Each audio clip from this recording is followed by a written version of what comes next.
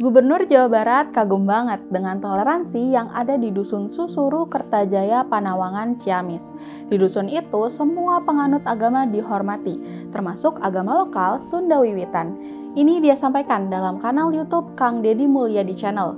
Dia cerita, sebelumnya dia habis mengundang para siswa dan pihak sekolah SMP Negeri 1 Panawangan. Dari percakapannya dengan anak-anak sekolah itu, dia dapetin fakta, ternyata kalau agama siswa di SMP itu berbeda-beda. Yang luar biasa, mereka tetap bisa hidup berdampingan, termasuk dengan para penganut Sunda Wiwitan. Hidup berdampingan kan? Nggak ada problem kan? Tanya Dedi kepada salah satu siswa bernama Adit yang menganut Sunda Wiwitan. Iya, nggak ada, jawab Adit.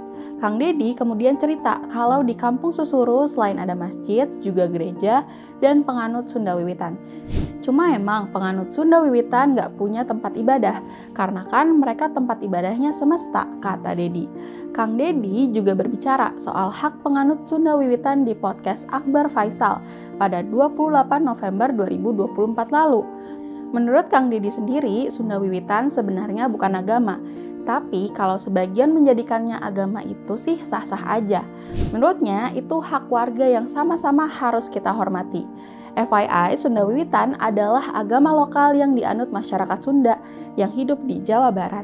Itu adalah sistem spiritual asli masyarakat Sunda yang udah ada jauh sebelum masuknya Hindu, Buddha, dan Islam.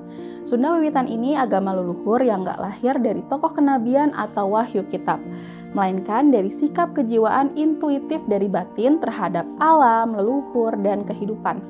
Dewi Kanti, pendamping komunitas Sunda Wiwitan bilang, Tuhannya orang Sunda itu disebut Sang Hyang Tunggal. Dalam konsep ketuhanan Sunda Wiwitan, Tuhan tidak bisa diwujudkan dengan apapun, tapi menyatu dengan ciptaannya. Kalau di dalam bahasa Sunda ada istilah bukan migusti atau menuhankan, tetapi menghormati. Jadi, ketika kita melakukan penghormatan terhadap semesta, kita bukan menuhankan batu atau gunung atau semesta, tapi kita percaya di tiap ciptaan yang maha kuasa itu ada tunggal agung, kata Dewi.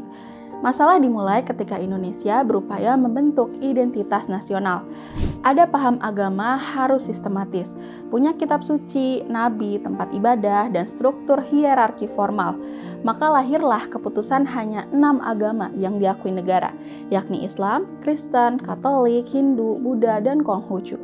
Konsekuensinya, Sunda Wiwitan dan penghayat kepercayaan lain tidak diakui sebagai agama. Para penganut Sunda Wiwitan dan kepercayaan lain harus memilih antara berbohong demi sistem atau jujur tapi nggak punya hak.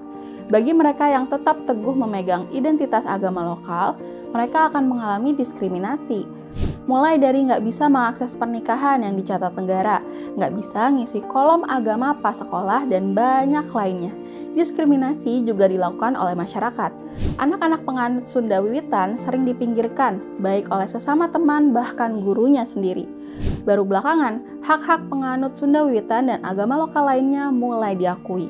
Semoga kedepannya nggak ada lagi kelompok agama yang didiskriminasi. Yuk gaungkan terus toleransi.